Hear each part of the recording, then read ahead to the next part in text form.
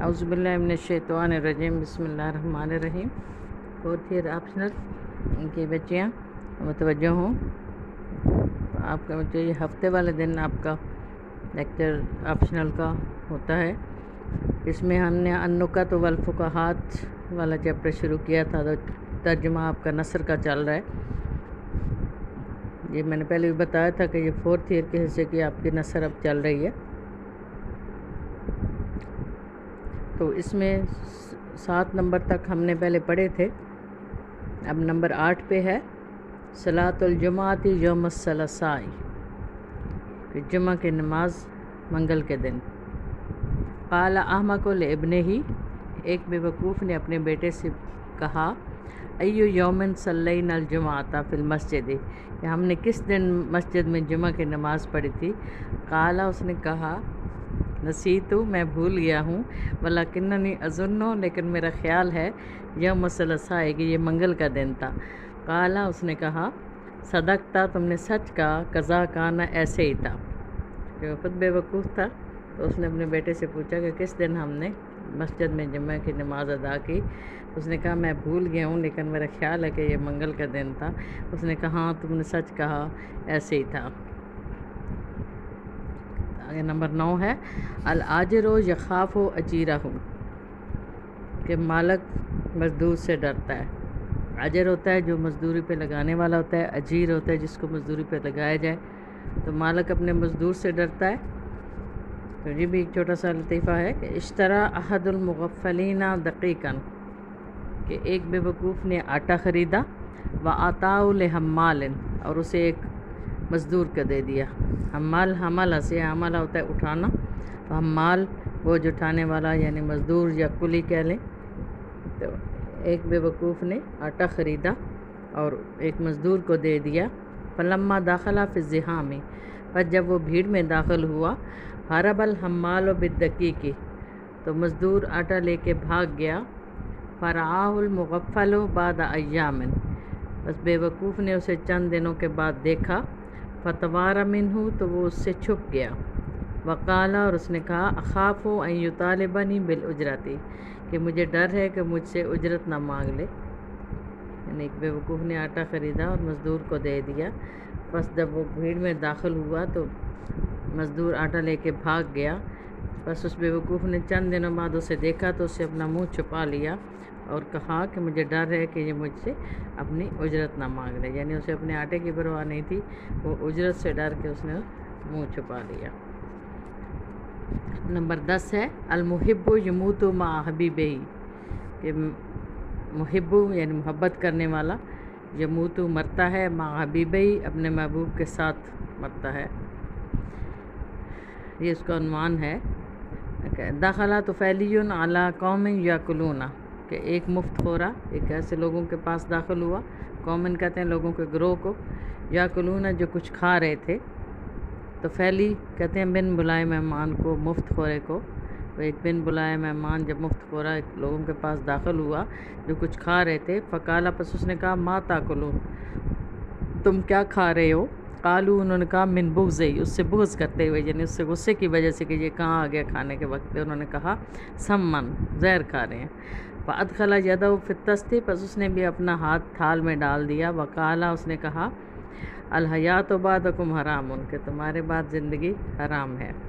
یعنی ایک مفت خورا یا بن بلایا مہمان کچھ لوگوں کے پاس داخل ہوا جو آیا، یعنی ان کے پاس جو کچھ کھا رہے تھے، تو اس نے کہا کہ تم کیا کھا رہے ہو؟ انہوں نے اس سے غصے کی وجہ سے کہا، زہر کھا رہے ہیں۔ پس اس نے بھی اپنا ہاتھ تھال میں ڈال دیا اور کہا، الحیات بعدکم حرام، کہ تمہارے بعد زندگی حرام ہے۔ یعنی اس نے کھانا شروع کر دیا۔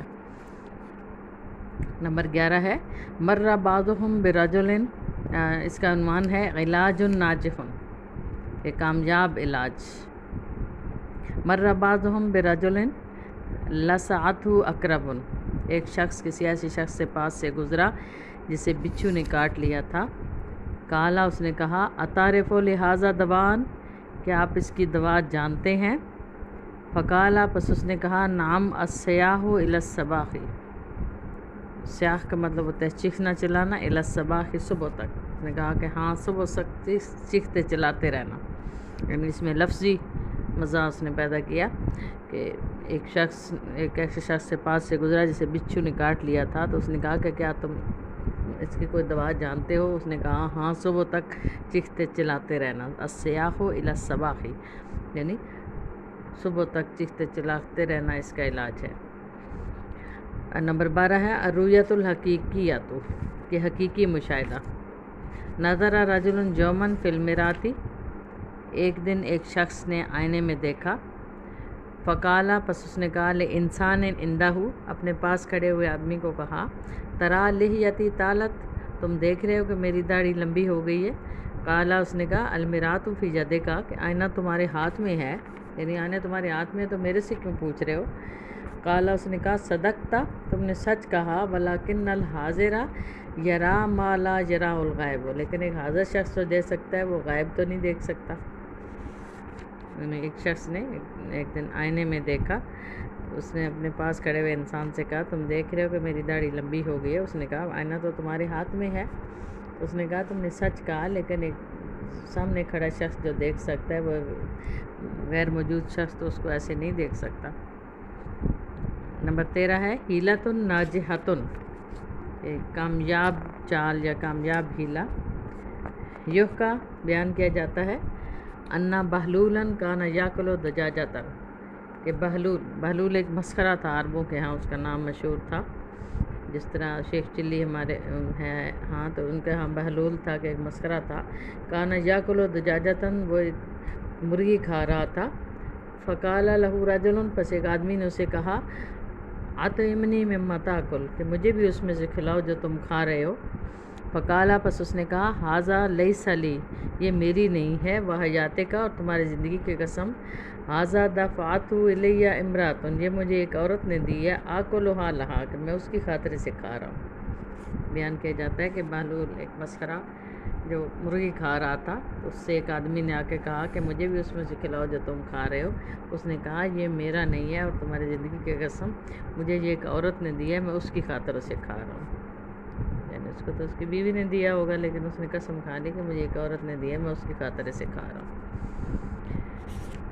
نمبر 14 ہے ہربا من اجل اللحم، وہ گوشت کی خاطر بھاگا۔ دار رشید و بہلولن، رشید جو ہارون الرشید بادشاہ تھا، اس نے بلایا بہلولن، بہلول وہی مسخرہ، لجزک منہ، تاکہ اس سے ہنسی مذاق کرے، یعنی خلیفہ ہارون الرشید نے بہلول کو بلایا تاکہ وہ اسے ہنسی مذاق کرے۔ فلما دخل دعا لہ بمائدۃ، پس جب وہ اندر داخل ہوا تو اس نے اس کے لیے دسترخوان منگوایا۔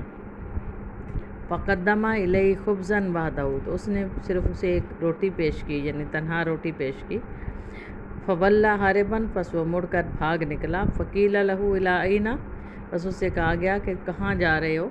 قالا، اس نے کہا، اجیؤکم یوم الاضحیٰ، کہ میں عید الاضحیٰ کے دن تمہارے پاس آؤں گا۔ فعسیٰ ان یکون عندکم لحم، شاید کہ اس دن تمہارے پاس گوشت ہو۔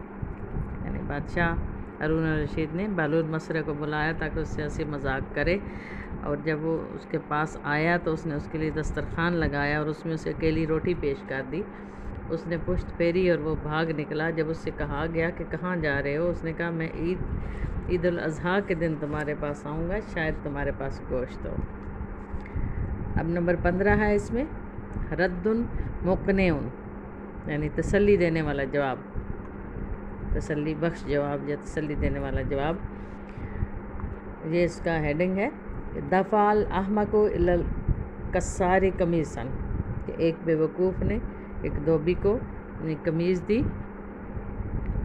فضیعہ، پس اس نے اسے ضائع کر دیا، یعنی دھوبی نے اس قمیض کو ضائع کر دیا۔